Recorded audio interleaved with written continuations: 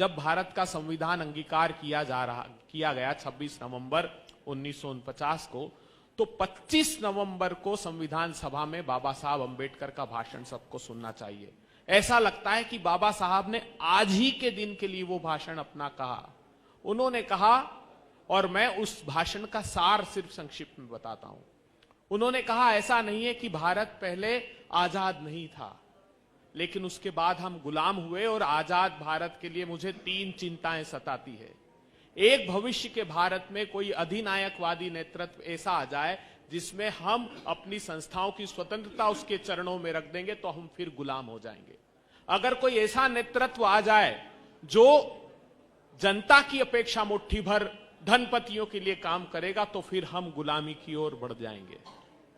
उन्होंने कहा कि अगर कोई नेतृत्व ऐसा आ जाए जो संस्थाओं पर अतिक्रमण करने वालों को ही अपनी सत्ता सौंप देगा, तो फिर हम गुलाम हो जाएंगे। तो 3 जो चिंताएं थी, ऐसा प्रतीत होता है कि आज के लिए कही।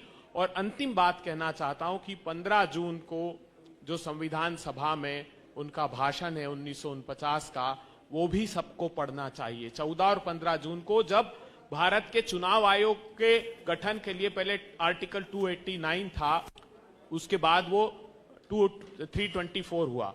उसमें उन्होंने कहा कि आज के संविधान में ऐसा कोई प्रावधान नहीं है कि भविष्य के भारत में कोई चुनाव आयुक्त या चुनाव की प्रक्रिया देखने वाले धूर्त और मूर्ख न बन जाएं। इसलिए मैं चाहता हूं कि विधायी स्वतंत्रता के लिए, उसकी कार्यपालिका से मुक्ति के लिए हम कड़े प्रावधान करें। और आज भारतीय जनता पार्टी की सरकार ने, नरेंद्र मोदी जी ने फिर उनकी चिंताओं को कि हूबहू वही काम किया है। सर्वोच्च अदालत के न्यायाधीश को उस नियुक्ति से हटाकर ऐसे चुनाव आयोगों को नियुक्त करना प्रारंभ किया जो भारतीय जनता पार्टी के एजेंडे पर काम कर रहे हैं। ये बहुत दुखद है।